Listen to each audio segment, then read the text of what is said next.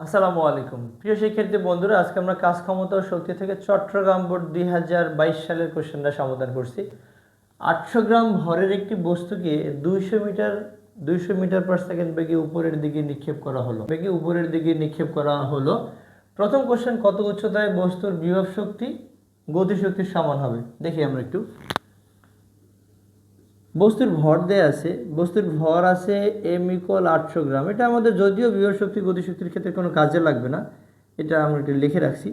এবং বেগ u = দেয়া আছে 200 মিটার পার সেকেন্ড, অনেক বেশি দেয়া আছে। তো আমরা ধরে নিতে পারি, ধরি h উচ্চতায় বিভব শক্তি গতিশক্তি সমান হবে। h উচ্চতায় মানে এটাই বলবো, ভূপৃষ্ঠ থেকে h উচ্চতায় বিভব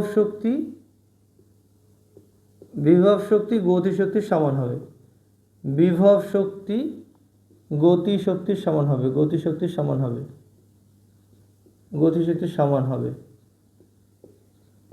তাহলে আমরা এখান থেকে লিখতে পারি ইপি সমান হলো ইকে অথবা ভি = টি। একই কথা, সমস্যা নেই।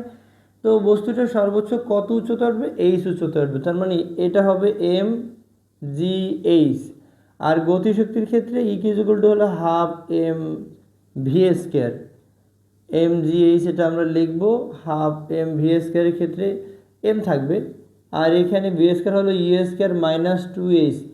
নিক্ষিপ্ত ভি স্কোয়ার ইকুয়াল হবে ইউ স্কোয়ার মাইনাস 2gh। নিক্ষিপ্ত বস্তুর তৃতীয় সমীকরণ, যেটা নিক্ষিপ্ত বস্তুর তৃতীয় সমীকরণের ক্ষেত্রে এই এইচের মান এইচই হবে। কেন হবে? অর্থাৎ বস্তুটা সর্বোচ্চ এইচ উচ্চতায় উঠবে। উভয় পাশ থেকে আমরা এম এম কেটে দিতে পারি। এটাকে যদি এদিকে নিয়ে আসি তাহলে হবে 2gh ইকুয়াল হবে ইউ স্কোয়ার মাইনাস 2gh। তাহলে 2gh যদি একদিকে নিয়ে আসি তাহলে 4gh হবে, আর এখানে হবে ইউ স্কোয়ার। তো এইচ এর মান তাহলে কত হবে? এইচ হবে ইউ স্কোয়ার বাই হলো 4g। তো ইউ স্কোয়ার হলো 200 এর বর্গ বাই হলো 4 × 9.8। বস্তুটার উচ্চতা হয় 1020.40 মিটার।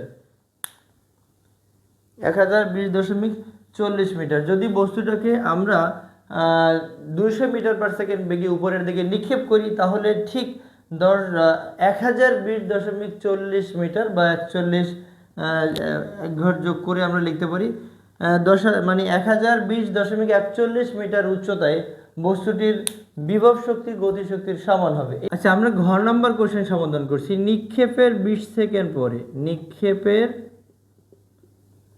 সেকেন্ড পরে বেগ, প্রথমে বেগ নির্ণয় করে নিই। বেগ V = U minus g t. U হলো 200 মাইনাস 9.8 ইন্টু টি এর মান হলো 20। তো এখান থেকে আমরা দেখি যে আমাদের জি এখানে ভি এর মানটা কত আসে। 200 মাইনাস হলো 19.6, 200 মাইনাস 9.8 ইন্টু হলো 20। তো এখান থেকে আমরা 4 পাই, 4 মিটার পার সেকেন্ড। তাহলে গতিশক্তির ক্ষেত্রে নিক্ষেপের পরে অর্থাৎ ভি মানে গতিশক্তির ক্ষেত্রে বেগ দরকার, যেখানে আমরা 4 মিটার পার সেকেন্ড ইউজ করতে পারবো। আর সর্বোচ্চ উচ্চতা, বস্তুটাকে যদি আমরা 200 মিটার পার সেকেন্ড বেগে নিক্ষেপ করি তাহলে সর্বোচ্চ কত উচ্চতায় উঠবে? এইচ হলো ইউ স্কোয়ার বাই হলো 2g। ইউ হলো 200 এর বর্গ বাই হলো 2 × 9.8। তাহলে এখান থেকে আমরা কত পাই দেখি। এখান থেকে আমরা পাবো 2000 এর বর্গ, 200 এর বর্গ ভাগ হলো 2 × 9.8। তো এটা আমরা পাচ্ছি 2040.82 মিটার। তো এখন জাস্ট নিক্ষেপের 20 সেকেন্ড পরে মোট শক্তি, 20 সেকেন্ড পরে মোট শক্তি, এটাকে আমরা ই বলতে পারি বা ইওয়ান বলতে পারি। ইওয়ান সমান হলো ইকে প্লাস হলো ইপি। ইকে কত? ইকে হাফ এম ভি স্কোয়ার, আর এটা হলো এমজিএইচ। এখন এই জায়গাটা আমরা একটু খেয়াল করি। নিক্ষেপ করলাম, উপরে গতিশীল হয়ে গেল, আবার উপরে সর্বোচ্চ এই এত উচ্চতাই আছে, তার মানে দুই ধরনের শক্তিই আছে। এই হাফ, এম এর মান হলো 0.8, ভি এর মান হলো 4 এর বর্গ, এম এর মান 0.8, জি এর মান 9.8 এবং এইচ এর মান 2040.82। তাহলে এখানে হচ্ছে 0.4 ইন্টু 16।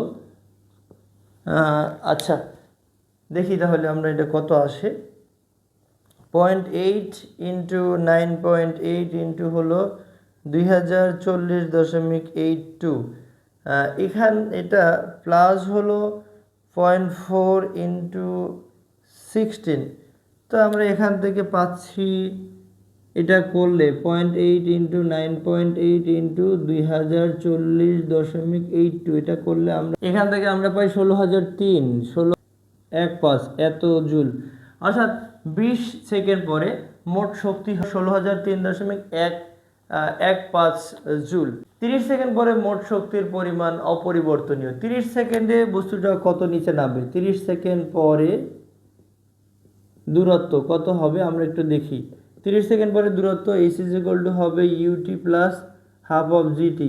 30 পরন্ত অবস্থায় অবশ্যই, তা পরন্ত অবস্থায় যদি হয় তাহলে মুক্তভাবে যখন উপর থেকে আবার পড়তে থাকবে তখন এটাতে 0 হয়ে যাবে। এটা হাফ, জি এর মান 9.8 ইন্টু 30 এর বর্গ, তাহলে এটা 4.9 ইন্টু হলো 900। তাহলে আমরা কত পাই দেখি একটু। 4.9 ইন্টু হলো 900, তাহলে এটা হচ্ছে 4410। T is equal to U by G. তো ইউ এর মান হলো 200, জি এর মান হলো 9 বস্তুটাকে যদি উপরের দিকে নিক্ষেপ করা হয় তাহলে সর্বোচ্চ উচ্চতায় উঠতে কত সময় লাগবে, V is equal to U minus G T দ্বারা করতে পারি। তাহলে আমরা কোন সূত্র দিয়ে করি, V is equal to U minus G T, এই সমীকরণ দিয়ে করি। তাহলে টি ইজ ইকুয়াল টু হবে ইউ বাই জি। তো এখন কতটুকু সময় নিল, তাই সময় জাস্ট 200, এখানে 200কে আমরা 9.8 দ্বারা ভাগ করতে পারি। তাহলে 200কে যদি 9.8 দিয়ে ভাগ করি তাহলে এটা আসছে 20.40 এত সেকেন্ড সময়। তাহলে কতটুকু সময়, 30 সেকেন্ড থেকে যদি এটা বাদ দিই, সময় বাকি থাকে কতটুকু সময় বাকি থাকে, 30 সেকেন্ড সময় থেকে আমরা 20.40 সময় যদি বাদ দিয়ে দিই তাহলে 30 থেকে 20.40 সময় 40, অর্থাৎ 9.6 সেকেন্ড সময় বাকি থাকে। 9.6 এত সময় বস্তুটি কত নিচে নামবে সেটা আমরা একটু দেখি।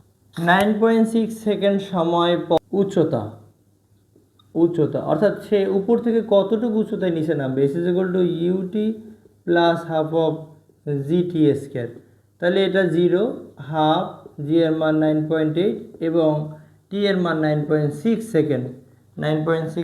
তার মানে এটা 4.9কে আমরা 9.6 সেকেন্ড এর হোল স্কয়ার দ্বারা গুণ করলে টোটাল উচ্চতা পাবো। তার মানে জাস্ট 4.9 ইন্টু 9.6 সেকেন্ড এর হোল স্কয়ার। তার মানে এখান থেকে টোটাল উচ্চতা পাচ্ছি 451 পয়েন্ট হলো 451.58। এখন আমরা একটু যদি এখানে করে দিই যে টোটাল উচ্চতা ছিল 2040.882। সেখান থেকে উপর থেকে বস্তুটা যদি 451.58 মিটার উপর থেকে যদি নিচে নেমে আসে তাহলে ভূপৃষ্ঠ থেকে আর কত উপরে আছে, 2040.82 মাইনাস হলো 451.58। তার মানে এটা আসছে 1589.24 এত মিটার উচ্চতায় আছে। এখন তাহলে আমরা বের করতে পারি জাস্ট 30 সেকেন্ড পর মোট শক্তি। 30 সেকেন্ড পরে মোট শক্তি। এটাকে আমরা E2 বলি। E2 সমান হলো ইকে প্লাস হলো ইপি। ইকে হলো half M V square, half M V square plus হলো এম জি এইচ। এখন আমরা এই উচ্চটাকে ধরে নেব x1 এবং এই উচ্চটাকে আমরা ধরে নেব x2, আর টোটাল উচ্চতাকে আমরা h ধরে নিই। তাহলে হাফ এম এটা হলো U square plus two G X one, উপর থেকে পড়ছে, এটাকে আমরা x1 ধরে নিলাম, প্লাস হলো এম জি এক্স টু। তো মুক্তভাবে পড়ন্ত বস্তুতে আদিবেগ থাকবে না, half M two G X one plus হলো এম জি এক্স টু, এই হাফ টু কেটে দিলাম, এম জি আমরা কমন নিব, কমন নিলে এক্স ওয়ান প্লাস হলো এক্স টু, তাহলে এটাকে আমরা লিখতে পারি এম জি এইচ। তো ফাইনালি এম হলো 0.8, জি 9.8, হাইট হলো 2040.82, 2040.82। তাহলে এখান থেকে আমরা টোটাল কত দূরত্ব অতিক্রম করে আমরা সেটা মানে মোট শক্তি কত সেটা বের করতে পারি। 0.8 ইন্টু হলো 9.8 ইন্টু হলো 2040.82, তাহলে এটাও আসে 16,003.15 জুল শক্তি।